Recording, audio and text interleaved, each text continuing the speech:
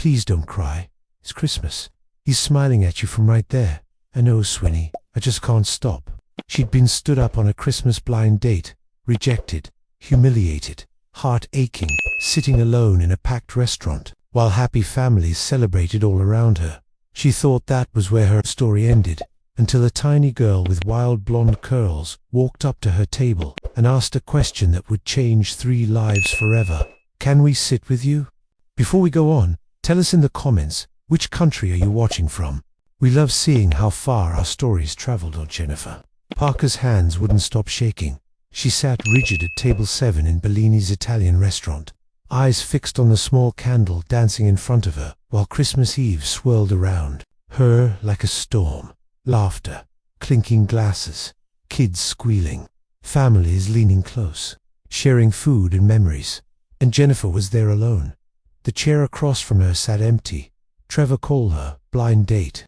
The man her sister Megan had promised, who was perfect for you, had walked out 15 minutes earlier, not because of an emergency, not because of a sudden crisis. He left because he hadn't wanted to be there at all. I'd only showed up so my mom would get off my case, it said, not even pretending to be embarrassed. I'm kind of already seeing someone. It's complicated. I'm not really available. Sorry you got all dressed up for nothing. And then he just left. Jennifer pressed her palms into the table, willing the tears to stay put. Not here. Not in front of all these people. She'd spent an hour doing her makeup, slipped into her favorite emerald green dress, and put on the pearl earrings her grandmother had given her before she died. She'd even skipped Christmas Eve dinner with her own family because Megan had insisted. This might be the one. Jen, just give him a chance. She had given him a chance, and he'd used her. His shame was suffocating, heavy on her chest, making it hard to breathe. This wasn't only about tonight. It was every failed date, every man who looked through her like she was invisible, every time she dared to hope and ended up disappointed at 31. Jennifer was starting to wonder if the problem was her, if she was the one common thread in all her broken romances. A waiter walked by and shot her a sympathetic look. He'd seen Trevor leave. They all had. Jennifer blinked quickly, but her eyes burned anyway.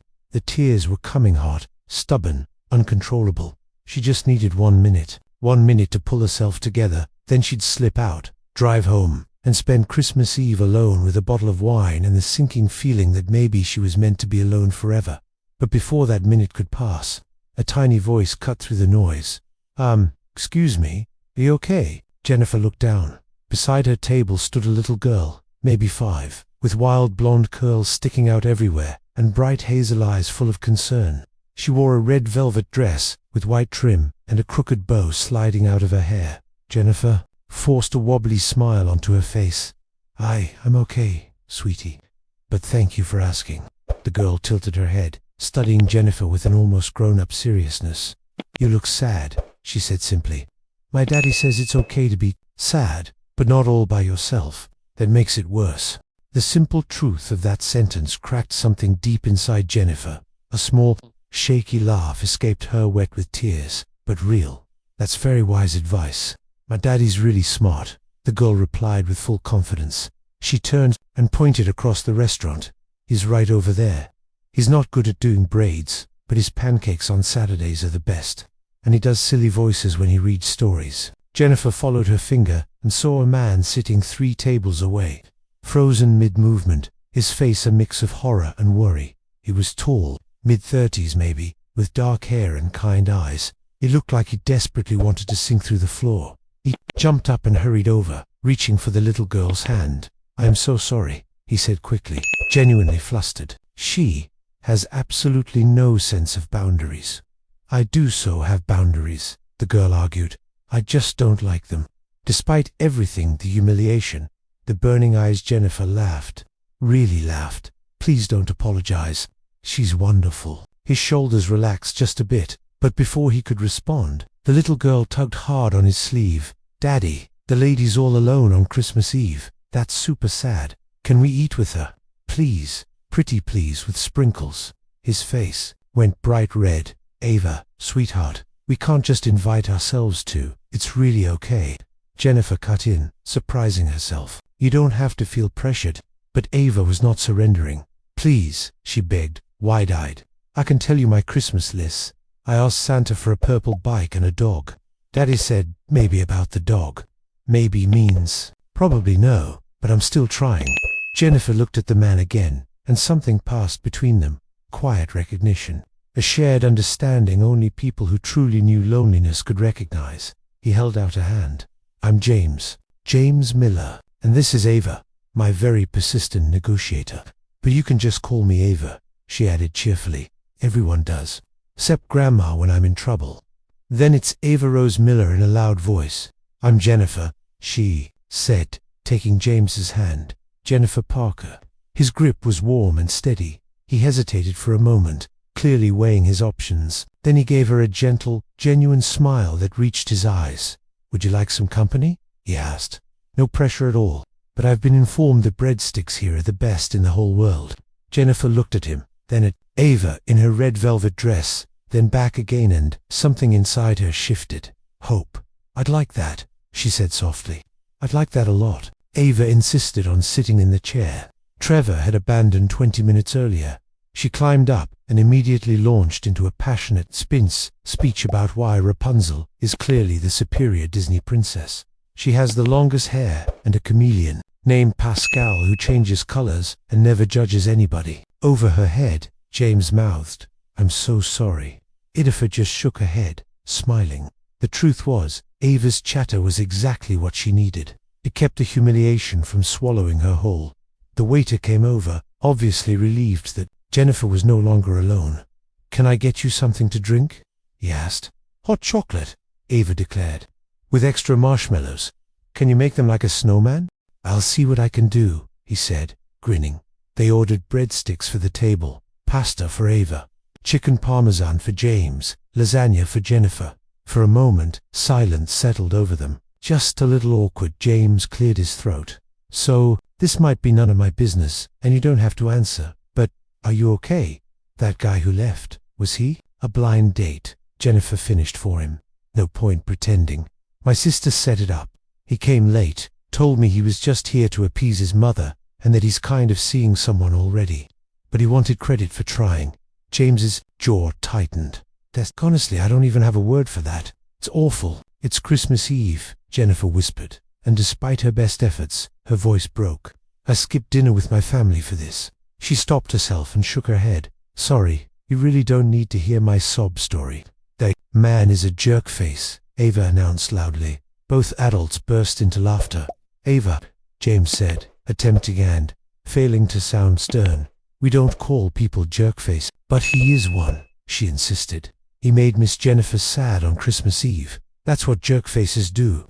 You're not wrong, James muttered, but we still don't say it. Can I just think it really loud?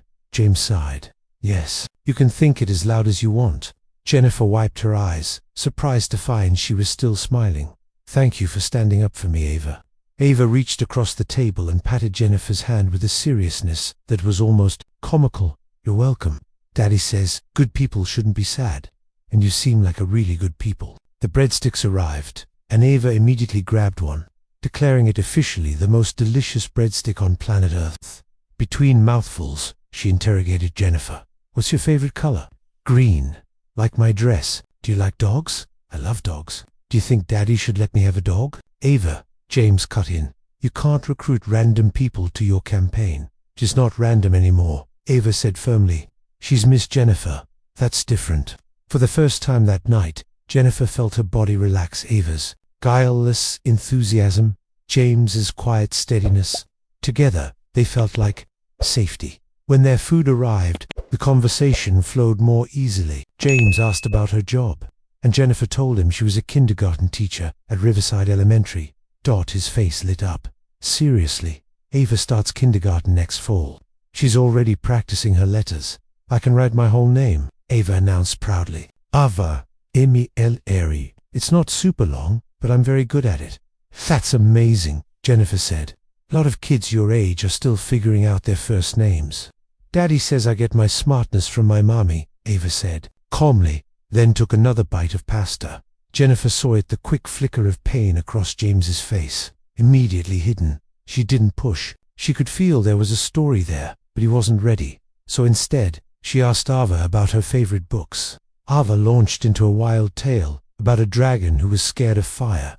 James chimed in with details, correcting timelines like an editor, and Jennifer realized she was genuinely enjoying herself. Later, when Ava went to the bathroom and James hovered a few steps away watching the door, Jennifer leaned back and exhaled. An hour earlier, she'd been seconds from falling apart. Now, she was laughing. How? James came back with a triumphant, Ava, who had apparently negotiated a dessert. It's just something small, he said. It's Christmas Eve. We can bend the rules. Rules are for breaking, Ava announced. Grandma Ruth says so. Grandma Ruth says that when she sneaks, you extra cookies? James corrected. Not as life advice. Jennifer told him about her own family. Megan, the well-meaning sister who couldn't stop trying to fix her love life. Her parents in Charlottesville who still treated her like she was a teenager, and the little boy in her class who brought his pet rock to Chantel every single week. James shared that he was an architect, recently finished designing a community center downtown. He talked about his mother, Ruth, who'd moved from North Carolina to help with Ava. He still carefully avoided talking about Ava's mother directly, but now Jennifer understood there was grief in that silence. 2 hours slipped by, then 3. Eventually, Ava started drooping in her seat. I'm not tired, she insisted, eyes half closed. I'm just letting my eyelids rest. James smiled softly. That's our cue. We should get you home before you fall asleep in your dessert. Jennifer felt an unexpected pang. She didn't want the night to end. Of course, she said. Thank you for sitting with me, for rescuing my Christmas Eve. I think Ava deserves the credit, James replied. She's the fearless one. James insisted on covering the bill and walked outside into the cold night air. Ava suddenly got a second wind and ran ahead to admire the Christmas lights strung along the restaurant. She's something special, Jennifer said quietly, watching the little girl spin under the twinkling lights. She is, James agreed. His voice was full of love, so much that it made Jennifer's chest ache. She saved me, he added after a second. After he paused, then seemed to decide. After my wife, Hannah, died 3 years ago. Ava was only 2. I honestly don't know how I would have made it without her. I'm so sorry, Jennifer said softly. The pieces slid into place, the careful language, the flickers of pain, the way he watched Ava like she was his whole world. It was brutal, James admitted. Some days, it still is. But Ava makes everything lighter. She always has. He turned to Jennifer earnest. I know this might be forward, and there's no pressure at all, but would it be weird if I asked for your number? Not just as some casual thing.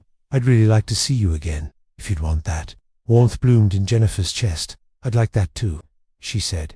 They exchanged numbers. James walked her to her car. Ava insisted on a goodbye hug, wrapping her tiny arms around Jennifer's waist with surprising strength. I'm really glad we found you, Ava whispered. You have a pretty smile. You should use it more. Jennifer's eyes stung again, but this time the tears felt softer, brighter. I'm glad you found me too, she said. So glad. On the drive home, she replayed everything. Trevor's cruelty, her silent heartbreak, a little girl's simple question, are you okay? A kind man's steady presence. 3 hours of real conversation. She'd walked into Bellini's expecting nothing, and left with something she hadn't felt in a long time. Hope the next morning. Christmas Day, her phone buzzed. James, Merry Christmas, Jennifer. Ava wants you to know Santa brought the purple bike, but not the dog. She is handling this with maturity and grace. She cried for 10 minutes. Jennifer burst out laughing. Jennifer, Merry Christmas to you both. Please tell her I'm very sorry. About the dog. Maybe next year. A moment later, James, you know you just gave her hope, right? She's already planning next year's list. Jennifer, sorry, not sorry. Another pause. James, so, I know it's Christmas, and you're probably with your family, but would you like to get coffee sometime this week? Just us. I love my chaperone, but maybe she sits this one out. Jennifer, I'd love that. They met at a little cafe by the James River on December 27th. James arrived early, nervously checking the door, which Jennifer found strangely adorable. He wore a navy sweater that made his eyes look even warmer and opened the door for her like a gentleman from another time. They got their coffee and sat by a window where pale winter light spilled across their table. Then they talked about everything. James told her about college, about meeting Hannah at a party junior year, about building a life in Richmond. He told her about the diagnosis, a rare autoimmune disease that slowly attacked Hannah's organs, about 8 months of hospital visits, and hope and fear. She was so strong, he said quietly, staring into his coffee. Even at the end, she was planning for Ava. She taught me how to braid her hair, what lullabies she loved, what to do when she had nightmares. She made me promise I'd keep living, that I wouldn't shut down. Did you? Jennifer asked, gently. Keep living. James was silent for a long moment. Not right away, he admitted. The first year was just survival. Get through the day. Take care of Ava. My mum moved in to help, but I was angry at everything, at the world, at myself for not fixing it. That sounds human, Jennifer said softly. Maybe, James replied, but Ava deserved better than a hollow dad. She'd lost her mum. She needed me present, and I was just numb. He looked up and met Jennifer's eyes, but she wouldn't let me stay that way. She kept pulling me back with story time and tea parties and cartoons. Little by little, I remembered what joy felt like. Jennifer reached across the table, covering his hand with hers. You're a good father, Jay, she said. Anyone can see that. I'm trying, he said. It's the most important thing I'll ever do. Then it was Jennifer's turn. She told him about the trail of failed relationships, the emotionally unavailable men, the ones still hung up on their exes, the ones who wanted attention but no commitment. She told him about Trevor and the humiliation of Christmas Eve. It still stung, but from this distance, it didn't define her anymore. I started thinking maybe it was me, she admitted, that I was asking for too much, that maybe what I wanted didn't exist. You're not the problem, James said firmly. Those guys couldn't recognize something real if it sat across from them at Bellini's in a green dress, with pearl earrings. She laughed. That's very poetic. It's also true, he said. They stayed until closing, talking and laughing until the barista began stacking chairs. Outside, in the fading light, James turned to her. Can I see you again? He asked soon. Yes, Jennifer said. Please. Their second date was dinner at a Thai place Jennifer loved. Their third was at the park with Ava, who spent 2 hours on the swings and proclaimed it the best day ever, even better than Christmas. Jennifer noticed that James moved slowly, cautiously. She could tell he was protecting Ava's heart, making sure this wasn't temporary before fully weaving Jennifer into their world. She respected that. It meant he took fatherhood seriously, and over the next weeks and months, something steady and beautiful began to grow. In March, they took Ava to the zoo. It was one of those perfect spring days, warm, breezy, full of flowers. Ava darted from exhibit to exhibit, narrating everything. Daddy, look, that monkey eats bananas like you do, not peeling all the way first. James shot Jennifer a look. Great, I'm officially being compared to a monkey. Jennifer giggled. For what it's worth, I also don't peel my bananas all the way first. Thank you, James said solemnly. Finally, someone who understands me. At the penguin enclosure, Ava pressed her face to the glass, watching 2 penguins waddle side by side. Look, she squealed. They're holding flippers, like how you and Miss Jennifer hold hands. James glanced down and realized their fingers had indeed intertwined without either of them noticing. She's not wrong, Jennifer said quietly. We are kind of like the penguins. They mate for life, you know. Her cheeks went pink. That I'm saying we, James smiled. I know what you mean. And for the record, I like penguins. Something settled between them, then something sure and deep. In May, Ava had her kindergarten spring recital. She played a tulip, the most important flower, according to her, because it comes first in spring. Jennifer sat beside Grandma, Ruth, a small woman with silver hair and sharp, assessing eyes. Ruth had always been polite with Jennifer, but reserved. Tonight felt like another evaluation. So, Ruth said, waiting for the performance to start, James tells me you teach kindergarten. Yes, ma'am, Riverside Elementary. Good school. Ava will be there in the fall. I know, Jennifer replied. James told me. I'm not sure if she'll be in my class, but I'll be watching for her either way. Ruth studied her. For a long moment, Masanas carried more grief than most people ever will, she said quietly. I know, Jennifer replied. Ava is everything to him. He'd walk through fire for that girl. I see that, Jennifer said. He's a good father.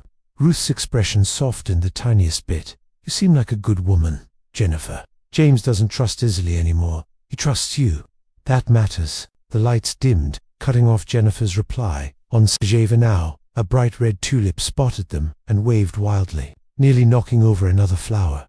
Afterward, as they headed to the parking lot, Ruth called over her shoulder, "She's a keeper, James. Don't mess it up." "Thanks for the subtlety, Mum," he muttered, but he was smiling. You know those rare moments when you feel completely in the right place, like every wrong turn somehow curved you toward this exact spot. That's how Jennifer felt when, in July, James suggested a family trip to Virginia Beach. Not the three of us. Not a trip with Ava. He called it a family trip. Ruth came, too, saying someone had to make sure James didn't let Ava live on ice cream for 3 days. Jennifer suspected Ruth also wanted to keep watching, quietly making sure this love was real. It was Ava built sandcastles with surprising structural skill, making James beam. "That's my girl. Solid foundation. Good support," Danny Ava said, rolling her eyes. "It's sand. All buildings start somewhere," he replied.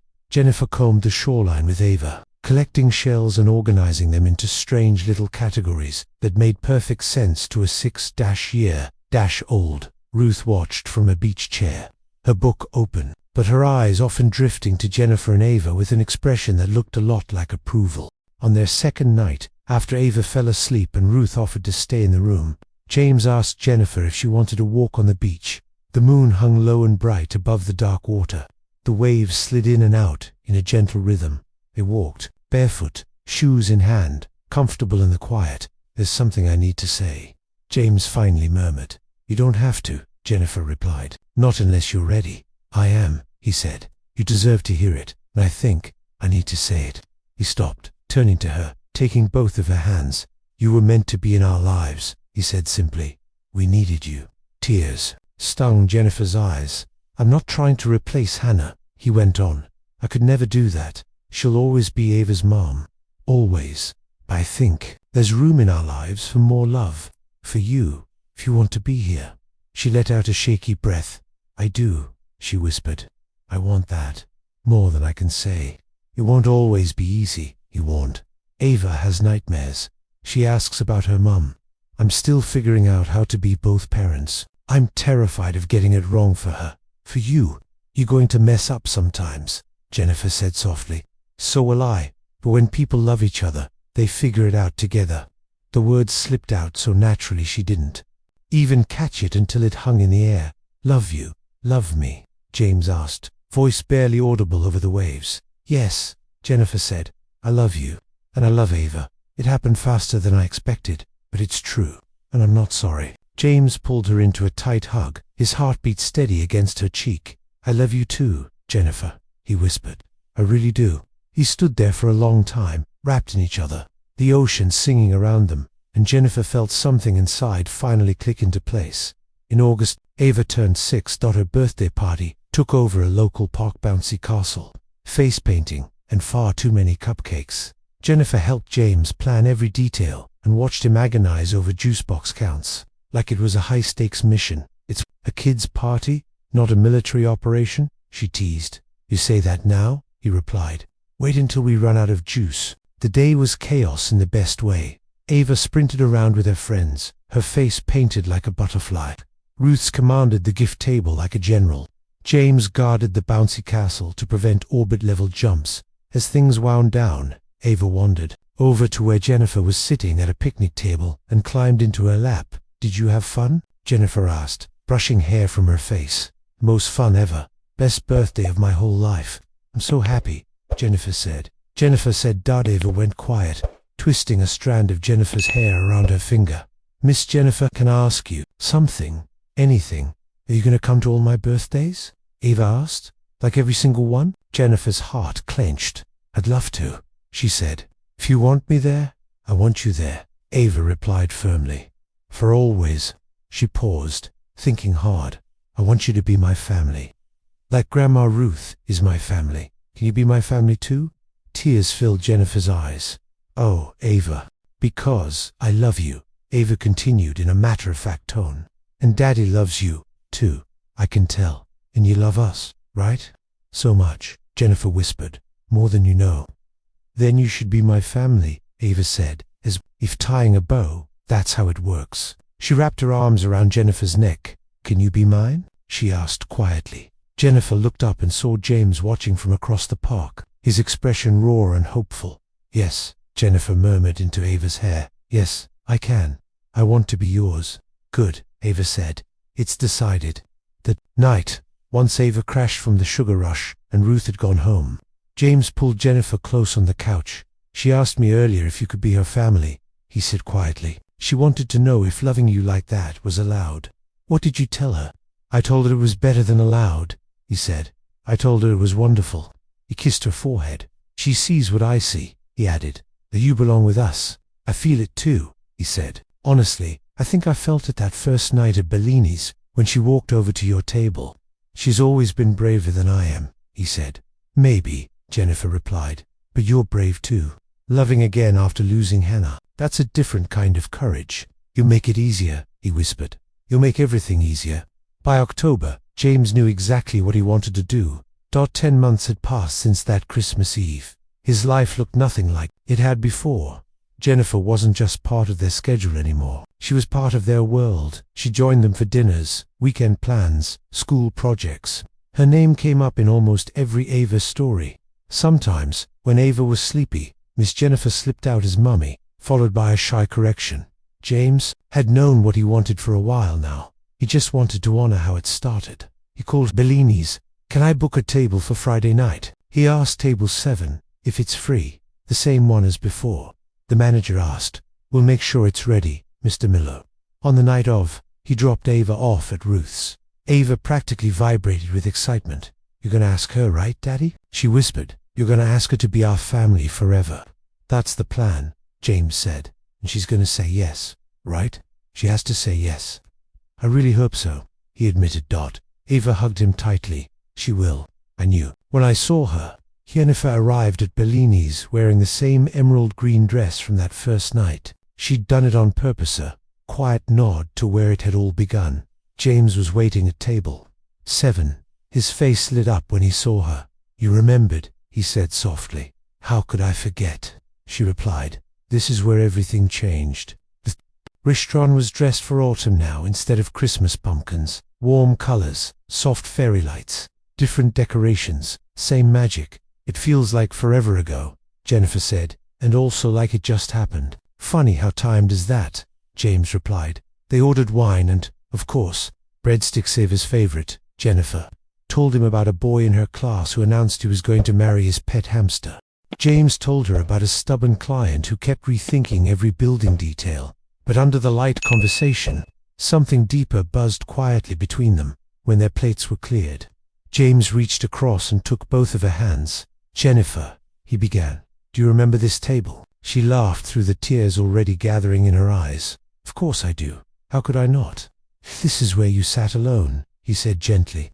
"Where some idiot walked out on you and couldn't see what he had right in front of him. This is where my daughter marched over to you and asked if you were okay. This is where everything shifted." Her heart was pounding now. "These past 10 months," he continued, voice thick, "have been more than I ever dreamed I'd get again. You've been patient with me, gentle with my fear, kind about Hannah. You've never tried to erase her. You just made our lives bigger, fuller." Tears slid down Jennifer's cheeks. "I love you," he said clearly. "I love you, and Ava loves you. She actually asked me if you could be hers." He laughed softly. "I told her I was hoping the same thing." He stood slowly, and for a moment Jennifer thought he was going to drop to one knee. He did not. He pulled her up instead, holding her hands tightly. "I'm not asking you to marry me tonight," he said. Her heart lurched disappointment and relief tangling together. "Because when I do that, I want Ava right there. I want to do it with her. But I am asking you this," he said, eyes locked on hers. "Will you be our family? Will you let us be yours? Will you keep choosing us, me and Avi, every day?" "Yes," Jennifer said instantly. No hesitation at all. "Yes, James too. Everything." Yeah. As he wrapped his arms around her, holding her like someone finally found, and the last shadow of that awful Christmas Eve melted away. She had once sat here, broken and alone. Now, at the very same table, she was complete. As soon as they left the restaurant, James pulled out his phone and called Ruth's house. Ruth answered, amused. She's been staring at this phone like it's going to whisper secrets. I'll put her on, double quotes rustling, then. Daddy? Did you ask? Did you ask? What did she say? She said yes, James replied, grinning at Jennifer. Jennifer's going to be part of our family. A high-pitched shriek blasted through the speaker. I knew it, Ava yelled. I knew she would say yes. I knew from the first second. I'm pretty excited too, James laughed. This is a big day. Can we have pancakes tomorrow to celebrate? Ava demanded. With chocolate chips? And can Jennifer come? Please? Yes to everything, James said. She'd be there. Best day ever, Ava declared. Even better than my birthday. Even better than my purple bicycle. Can I talk to Jennifer? She asked. James handed over the phone. Hi, Ava, Jennifer said, smiling so hard her cheeks hurt. Hi, Jennifer, Ava replied. I just wanted to say, I'm really glad my daddy found you. Or I found you. Or we all found each other. And I'm happy you're going to be my family. Forever. Tears spilled down Jennifer's face again. I'm happy too, sweet girl, more than you know. I'll see you tomorrow for celebration pancakes. Okay, Grandma says. I have to calm down now, but I love you, okay? I love you too, Ava, Jennifer whispered. So much. After the call ended, she and James stood together under the October stars in Bellini's parking lot. The same place where everything had gone wrong for her. The same place where everything had gone right. Thank you, James said quietly, for choosing us. For taking a chance on a widower with a 6-year-old and a suitcase full of baggage. She's 6 now, Jennifer corrected with a smile. And she's not baggage. She's a gift. He laughed softly. We're a package deal, he said. You don't get one without the other. I don't want one without the other, she replied. I want all of it, both of you, the giggles and the tears, the pancakes and the nightmares, everything. James kissed her gentle, sure, full of promise. And Jennifer knew, deep down, with absolute certainty, she was finally exactly where she belonged. The next morning, at 9 a.m. sharp, Jennifer showed up at James's house, with fresh strawberries and whipped cream. Ava flung the door open in pajamas and nearly tackled her. You came? I knew you'd come. Of course I came, Jennifer laughed. We have pancakes to celebrate. Remember? In the kitchen, James was already working on the batter, and Ruth was setting the table like she was preparing for a royal visit. When they saw Jennifer, both smiled. Welcome to the family, Ruth said simply, and just like that, it was real. They cooked together. Ava helped, which meant batter on the counter, chocolate chips on the floor, and flour on James's shirt. No one cared. They were too busy laughing. Once they all sat down, 2 overflowing plates of chocolate chip pancakes, Ava lifted her glass of orange juice with great seriousness.